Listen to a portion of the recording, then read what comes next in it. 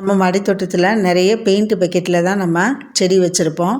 அந்த பெயிண்ட் பக்கெட்டில் செடி வச்சிருந்தாலும் நம்ம அந்த தொட்டியூரில் இருக்கிற மண்ணை கிளறிட்டு நம்ம காய்கறி கழிவு வேஸ்ட்டை போட்டு நம்ம மண்ணை போட்டு மூடி அதை மக்க வச்சு அதிலிருந்து கிடைக்கிற சத்துக்கள் செடிகளோட வளர்ச்சியை பார்க்க முடியும்.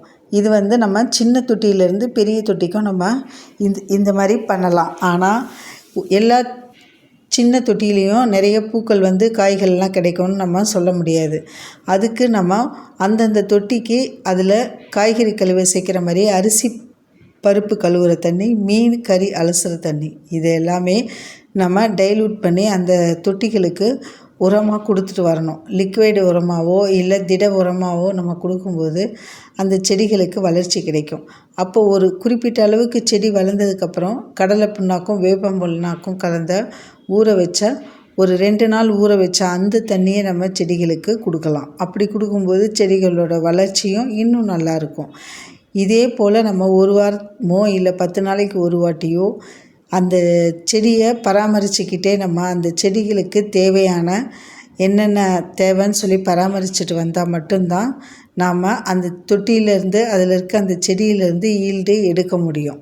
எந்த அளவுக்கு நம்ம செடிகளுக்கு நீர் உரமாகவோ அல்லது திட உரமாகவோ கொடுக்குறோமோ அதை பொறுத்து செடிகளோட வளர்ச்சி இருக்கும்.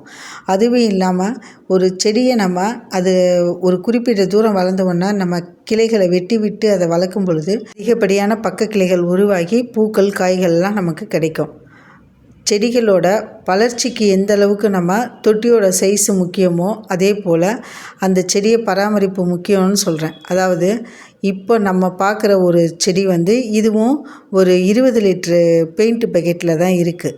அதுலேயும் அதில் நிறையவும் நமக்கு காய்கள் கொடுத்துட்டு தான் இருக்குது. இந்த கஸ்தூரி வெண்டை அதில் வச்சுருந்தது தான் நம்ம இப்போ அதில் ஒரு தொட்டியில் 2 செடி இருந்தது. அதை எடுத்து தனித்தனி செடியாக வச்சதுக்கப்புறம் அதனோட வளர்ச்சி இன்னும் நல்லா இருக்குது. இப்போயும் இதில் நம்ம நிறைய வாட்டி ஈல்டு எடுத்திருப்போம் இந்த கஸ்தூரி வெண்டையில்.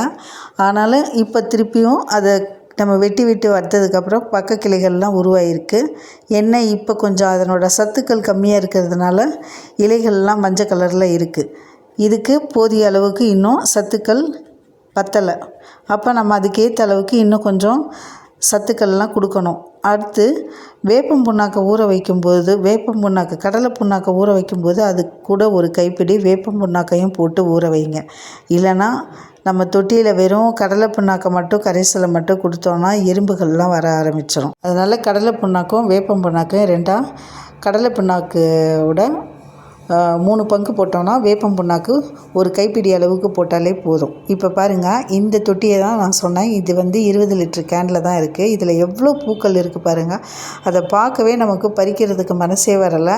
ஆனாலும் நம்ம பறிக்காமல் இருக்க முடியாது. பறித்தா தான் அதில் இன்னும் நிறைய மொட்டுக்கள்லாம் உருவாகி நிறைய இது மாதிரி பக்க கிளைகள்லாம் இதெல்லாம் நான் நிறைய வாட்டி வெட்டி விட்டுருக்கேன். வெட்டி விட்டதுக்கப்புறம் நிறைய பக்க கிளைகள் உருவாகி இப்போ நான் இதுக்கு முன்னால் 2 வாரத்துக்கு முன்னாலே வெட்டணும்னு சொன்னால் வெட்டவே இல்லை.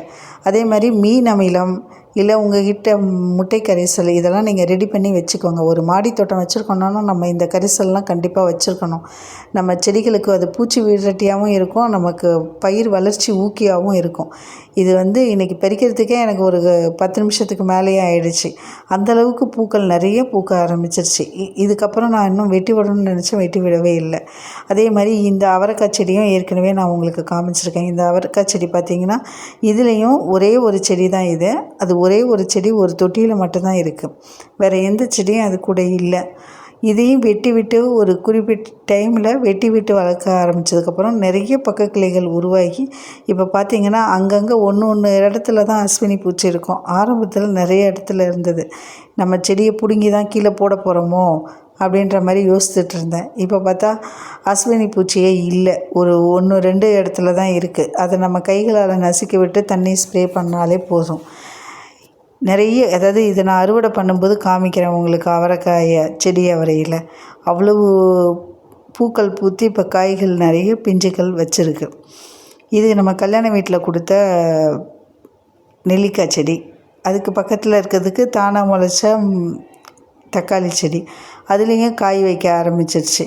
இது நந்தியவட்டை செடி. இந்த செடி பார்த்திங்கன்னா இப்போ மரம் மாதிரி குட்டையாக ஒரு மரம் மாதிரி இருக்குது நமக்கு. இதுவும் நம்ம மேல் மண்ணை கிளறி விடும்போது நிறைய உங்களுக்கு சல்லி வேராக நிறையா இருக்கும். அந்த சல்லி வேர் எல்லாத்தையும் நம்ம ஓரளவுக்கு கிளறி எடுத்துட்டு அதுக்கப்புறம் நம்ம வேஸ்ட்டை கொட்டி பண்ணும்போது உங்களுக்கு நல்ல ஒரு ஈல்டு கிடைக்கிறது கன்ஃபார்மு. நமக்கு இப்போ பார்த்திங்கன்னா தட்டு நிறைய பூக்கள் கிடச்சிருக்கு. வெண்டைக்காய் கஸ்தூரி வெண்டை ஒரு 6-7 வெண்டை போல் கிடச்சிருக்கு.